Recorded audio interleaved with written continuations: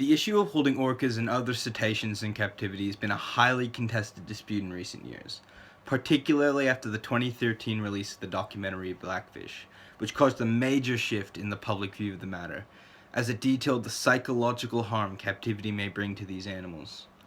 In the article, As SeaWorld Stops Breeding Orcas, What Are the Impacts for Research?, published in Science magazine on March 17, 2016, journalist David Grimm discusses the effect this documentary has had on the industry, the recent announcement by SeaWorld that they would cease their orca captive breeding program, and then goes on to discuss the possible implications this may have on the amount of research collected on these cetaceans in the future. The article serves as an unbiased commentary on an important animal rights issue, and aims to provide insight from both sides of the discussion, as it provides arguments from both the scientists who agree with and disagree with the decision. While experts such as biopsychologist Lloyd Marino are thrilled and very proud of the stance that SeaWorld is taking, others, such as the director of research at the Dolphin Research Center in Grassy Key, Florida, Kelly Jacola, don't think it was a science-based decision, and show concern to the impact on the amount of research being done to better understand these orcas. The article quite clearly aims to have the reader develop their own perspective on the subject in order to produce a dialogue rather than insinuating that one perspective is more correct than another. In researching the subject, it was found that many sources believe that the research gathered from these animals is not valuable enough to subject these creatures to psychological and physiological harm. Even though Grimm provides a balanced view of the issue, he neglects to state any tangible research that is actually being done in places such as SeaWorld,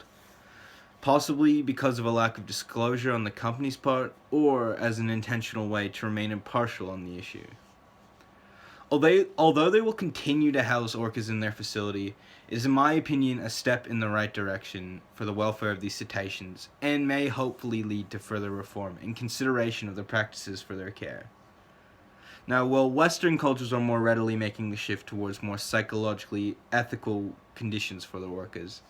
the article Captive Orcas Are All the Rage in China, published in the Alternative Daily on December 20th, 2016, by journalist Ian Carey, discusses the reversion by countries such as China and Namibia towards increasing the number of captive cetaceans and the number of facilities for holding them. Carey details China's current practices for obtaining its orcas, as well as its 14 parks currently under construction, and the shocking statistic that it costs approximately $95,000 to acquire the animals necessary to build a new park. This statistic shows how inexpensive these wild creatures are to obtain, and makes it clear that unless action is taken to combat this practice, it will easily continue to occur for years to come. It is clear that Carey holds a much larger bias as he provides statements from only those experts who oppose these actions, and provides some direct ways in which the reader can combat this issue.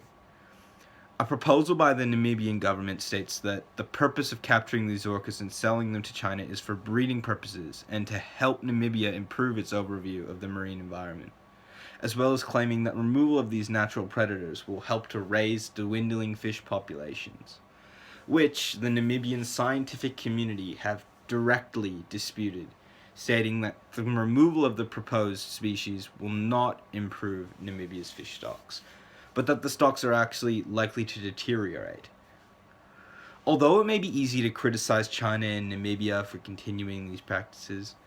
it must be noted that more developed nations held much the same stance until the release of the documentary Blackfish in 2013, and that we cannot be so quick to judge.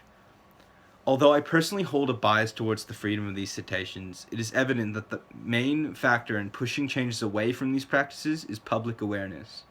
which in countries such as China or Namibia may be difficult to achieve due to limited access to the information on the subject, as well as less prominence of the topic in the media.